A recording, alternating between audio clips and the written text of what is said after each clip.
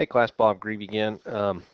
In this video we're going to talk about dealing with uncertain activity times with respect to a project and project management.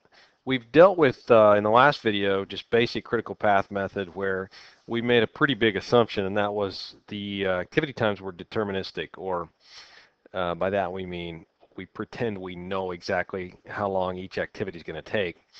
And if you've ever participated in about any project, you realize that may be a big assumption. If you've ever had your house remodeled or you've ever worked with a group on a project, you know that activity times tend to vary a little bit. And in this next modeling, we take that variance into consideration. And what we're able to do is we're able to look at the variance of individual activities and then infer from that the variance with respect to the overall project completion duration. And we infer variance by looking at the worst case scenarios and best case scenarios as stated by someone with some know-how in that area. So let's look at this slide. I'm going to jump between the slides and things I'm writing by hand here. But what we're going to do is let's read the second bullet. The overall project completion time is assumed to have a normal distribution with a mean equal to the sum of the means along the critical path and the variance equal to the sum of the variances along the critical path. And that sounds like a mouthful, but it's not saying much different. What it's saying is the same as what we did in the last video. We said that we assume the project will take the duration of the critical path activities. Now what we're saying is we assume the project will take the mean of the mean durations of those activities on the critical path, and we assume that the project itself will have the same variance as the critical path will have. So now we're dealing with mean and variance, so something that every student loves. Just kidding. But it's really not that bad. Let's make sense of it here pretty quick. If I can move the slides.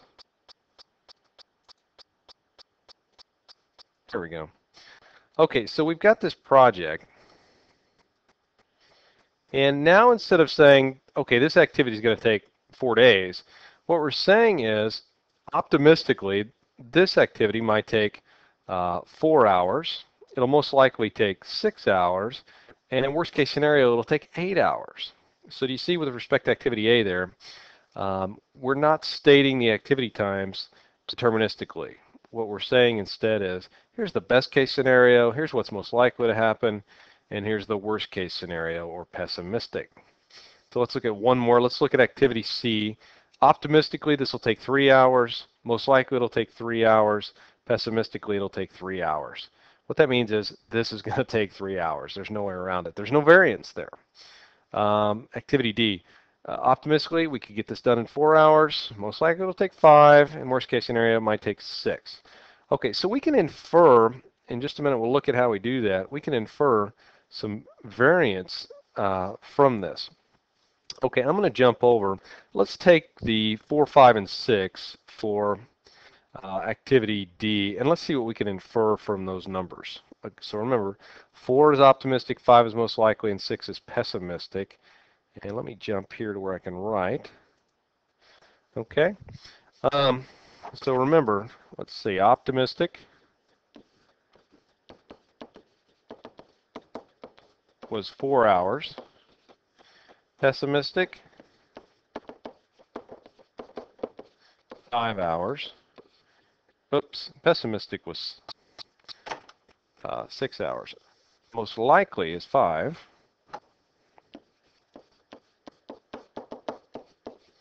So most likely this will take 5 hours, and pessimistic,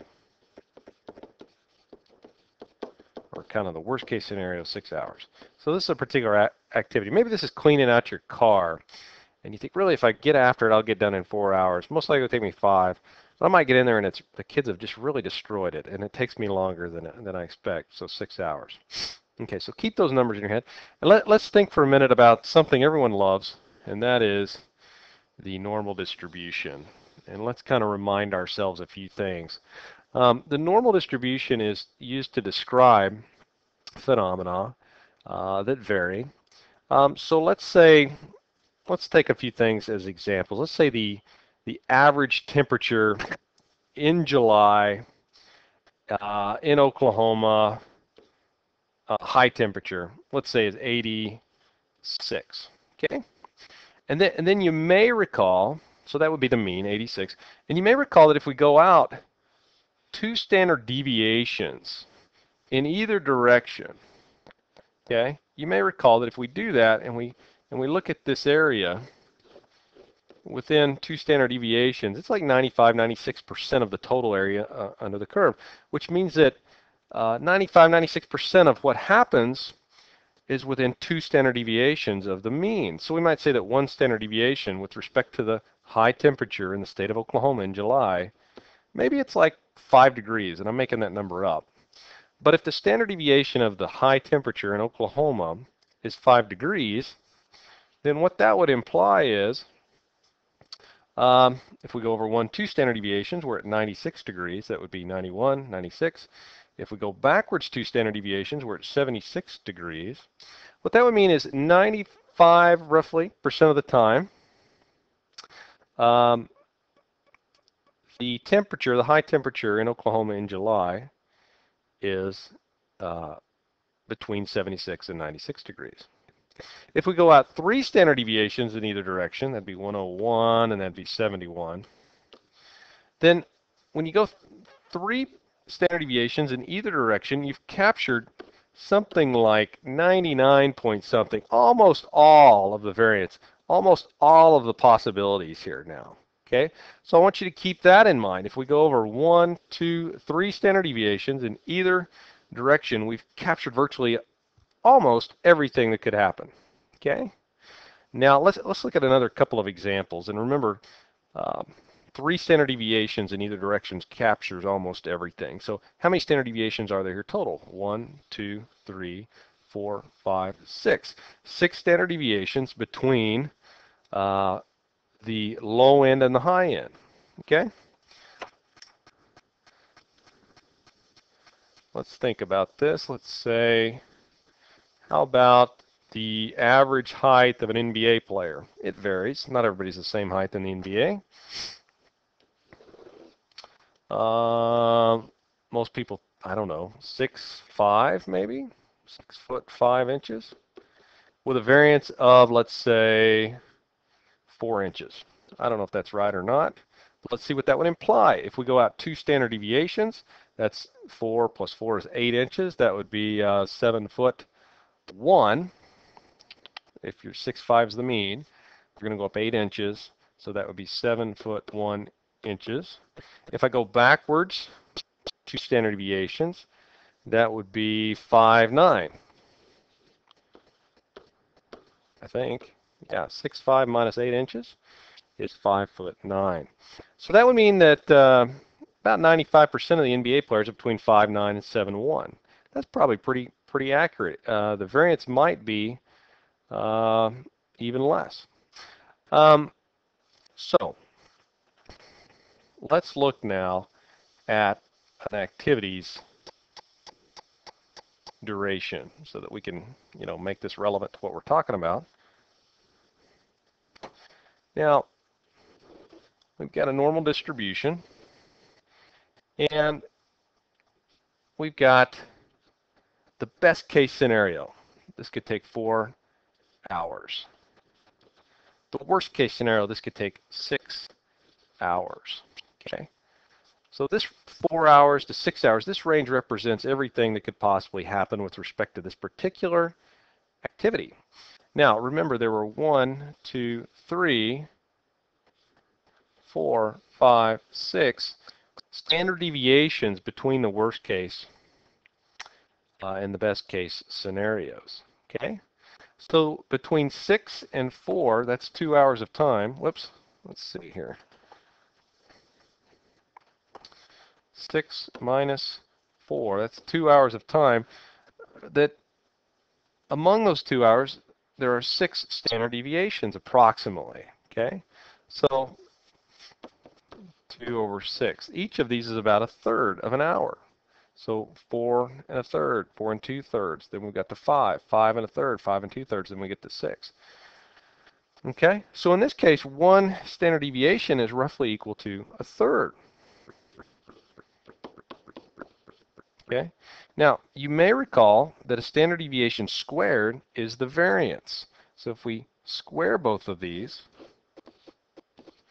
then we get the variance equal to 1/9. 1/3 squared is 1/9. So what we've done is we've just computed the variance of this activity that had an optimistic time, a most likely time, and a pessimistic time. And we inferred simply from the difference between optimistic and pessimistic, we were able to infer a measure of variance. Now that's a proxy, that's not exact, but that's a pretty good ballpark estimate of the variance based on the best case and worst case scenario. Okay, let's go back to the PowerPoint now and see if we can make some better sense out of the formulas they provide. Okay, so here are all of the activities on this particular project, along with their optimistic times, most likely times, and pessimistic times. And we're going to apply a couple of formulas. There's the precedence diagram, okay? But what they do next is the textbook applies a couple of formulas. The second formula here in the right corner, or the right column rather, is that formula for variance, okay? If you get rid of the outer parentheses, you see that what we're doing is we're taking the pessimistic, B, minus the optimistic, A. That's like going 6 minus 4 in our previous example, and dividing that by 6. 6 minus 4 is 2 over 6 is a third. And then instead of calculating a standard deviation, we want variance, so we square the whole thing. So that's what's going on with this right-hand column formula there. We're just taking the pessimistic, subtracting from that the optimistic to get a measure of the range between optimistic and pessimistic. We're going to divide that by 6 again because there's about 6 standard deviations between the worst case and the best case scenarios, and we're going to square that because it's like squaring the standard deviation, and that gives us a measure of the variance. Okay, and that's what's going on here. This first column, the expected time, or I guess it's the second column technically, the expected column is just a simple way of taking all three numbers and using them to come up with a simple weighted average that will serve as a proxy for the average time or the expected time or duration for each activity. So what we're doing is we're taking the optimistic and we're adding to that 4 times the most likely. So most likely gets much of the weight. It gets 4/6 of the total weight. Okay, so it's like we're going 1 times A plus 4 times N plus 1 times B, and we divide by 6 because that's the weight. Okay, there's 6 weights here, if you will. A gets 1, M gets 4, B gets 1, so there's 6 weights. We're going to divide by 6, and that gives us the expected time. So that's kind of an arbitrary formula. Okay, but it's just a simple weighted average that we use to estimate the time for a particular activity. Now they've calculated all of this for us. If you do a problem to practice, and I'll give you some practice problems to suggest here in a minute, you'll probably want to use your spreadsheet to do this. You might do the hand calculations once or twice, but use your Excel to calculate these in the future. Save yourself a lot of time. Okay, I'm going to stop there because my video is getting a little long. I want to make sure it'll fit on YouTube. So we'll stop there and watch for part 2.